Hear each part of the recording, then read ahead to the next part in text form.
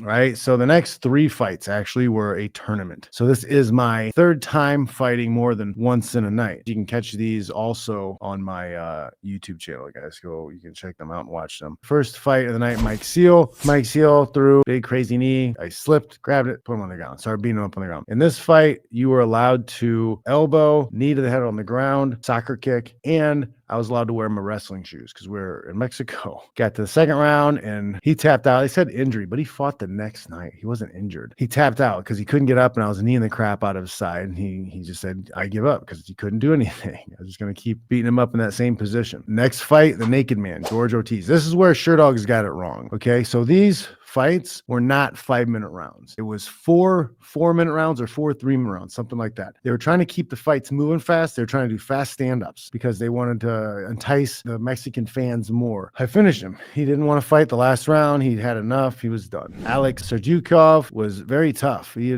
had some good fights, good wins. He would have been somebody who would have definitely made it into the UFC nowadays. Back then, there weren't as many fights, so he struggled a little bit, didn't get some of the wins he needed to. But second round, I pinned him in the fence. One time, I do that thing I call baiting, where I kind of give up submissions, but I know they're coming, so I take the position, I damage them from the position. So I let him kind of throw a triangle, but I pinned his head in the fence, so there's no way to finish. And I was able to elbow him, cut him up pretty good. With that, he blew his legs out trying to finish the triangle, but I hurt him. And then eventually I got to a position with like half guard in the fence, and I was able to start throwing big knees into his face, and that was too much. And that was the end. Second round.